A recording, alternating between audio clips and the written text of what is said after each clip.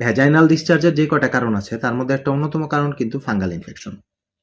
এই fungal infection যদি প্রেগন্যান্সিতে হয়, অর্থাৎ ভ্যাজাইনাল ডিসচার্জ যদি প্রেগন্যান্সিতে হয়, সেই ক্ষেত্রে আমরা টপিক্যাল অ্যান্টিফাঙ্গাল ইউজ করি। অর্থাৎ হচ্ছে যেই জায়গায় ইনফেকশন ওই জায়গার জন্য টপিক্যাল কিছু ঔষধ পাওয়া যায়। মলম হতে পারে, ভ্যাজাইনাল ক্ষেত্রে ভ্যাজাইনাল যে আমরা ট্যাবলেটগুলো ইউজ করতে পারি সেগুলো দেওয়া হয়, কিন্তু মুখে খাওয়ার ওষুধটা আমরা এই সময় দিই না।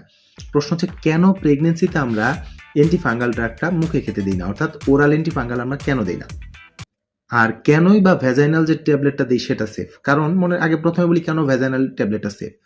ভ্যাজাইনাল যে ট্যাবলেটটা দেওয়া হয় সেটা ওই জায়গাতেই শুধুমাত্র কাজ করে। এটা লোকালি কাজ করে। এটা সিস্টেমে চলে আসে না, অর্থাৎ ব্লাড স্ট্রিমে খুব কম আসে এবং ব্লাড স্ট্রিমে অ্যাবজর্পশন কম হয়। তার জন্য এটা বাচ্চার কোনো ক্ষতি করার চান্স থাকে না। তার মানে হচ্ছে মুখে যেটা খাই সেটাতে বাচ্চার ক্ষতি হতে পারে।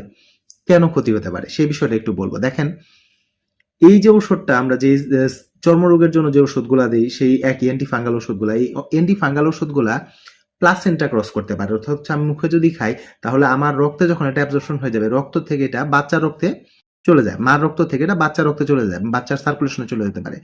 এবং যখন এটা বাচ্চার সার্কুলেশনে যায় তখন যদি এটা একটু লং ডিউরেশন ইউজ হয় সেক্ষেত্রে দেখা যায় কিছু টেরাটোজেনিক ইফেক্ট করে। টেরাটোজেনিক ইফেক্ট কি করে? যেমন স্কেলেটাল ডিফর্মিটি, অর্থাৎ হচ্ছে মাথার খুলিতে প্রবলেম করতে পারে, কার্ডিয়াক ডিফর্মিটি করতে পারে, ফেসিয়াল বোনে ডিফেক্ট করতে পারে। তো এই প্রবলেমগুলো যাতে না হয় তাই আমরা এই সময় এই ড্রাগগুলো অ্যাভয়েড করব এবং টপিক্যাল ইউজ করব। আমরা যদি আমাদের চর্মরোগ হয় তাহলে স্কিনে দেওয়ার জন্য যে মলমগুলো আছে সেই মলমগুলো ডাক্তার আপনাকে দেবে, সেটা আপনি ইউজ করবেন।